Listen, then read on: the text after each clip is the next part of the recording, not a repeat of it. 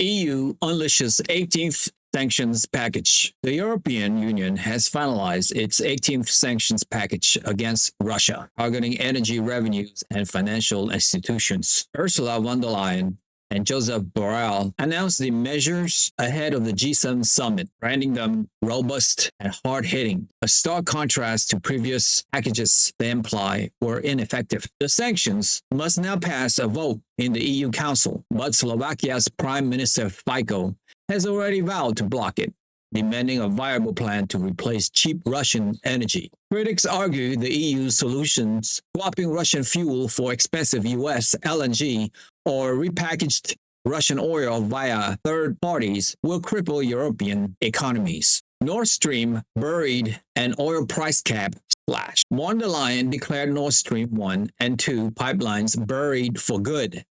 A move skeptics argued tacitly admits Western involvement in their sabotage.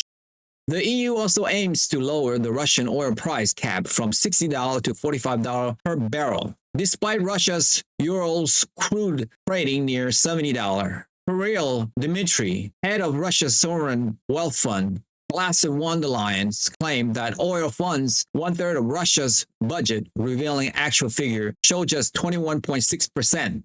The EU's push coincides with Zelensky's accusation that Hungary is plotting to annex Transcarpathia, a claim Orban dismissed, stating we won't die for Ukraine. Russia's brutal math. Sanctions debunked. Russia's economy, allegedly buckling under 17 prior sanctions, grew by 4.5 to 4.8% in 2024, mocking EU predictions of collapse. Dmitriev publicly dismantled von der Leyen's budget calculations, highlighting her inflation of oil's role in Russian revenues. Meanwhile, Zelensky faces pressure from Western backers to conscript 18-year-olds, a politically toxic move he resists, fearing it could trigger his ouster. Putin previously warned that lowering the draft age would be Zelensky's final act before Western powers discard him.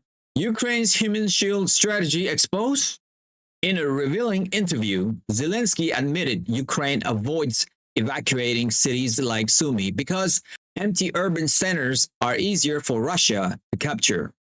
This tacit acknowledgement of using civilians as shields through global scrutiny. Zelensky also claimed Western allies conditioned stricter sanctions on conscripting teenagers, a demand he framed as inhumane, but critics suspect he avoids due to plummeting popularity. With Hungarian intel allegedly mapping Transcarpathia for potential annexation, Zelensky threatened to expose receipts implicating Orban. Medinsky, Putin's historian Envoy mocked.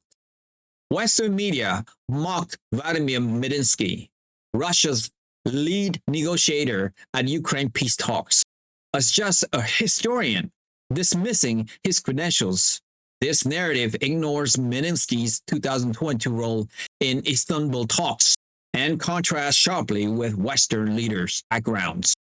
Macron, ex-banker, Trudeau, drama teacher, and von der Leyen, gynecologist, turned defense minister. Medinsky reiterate Moscow's demand. Recognition of annexed territories, Kherson, Zaporizhia, Donbass, Crimea, and Ukrainian neutrality, warning failure would expand Russian control to 8 regions. Newsome versus Trump, democracy's last stand? California Governor Gavin Newsom positioned the LA protests as a battle for democracy against Trump's authoritarianism. Curfews and planned nationwide march framed the chaos as a referendum on Trump, with Newsom hailed by Democrats as democracy's guardians.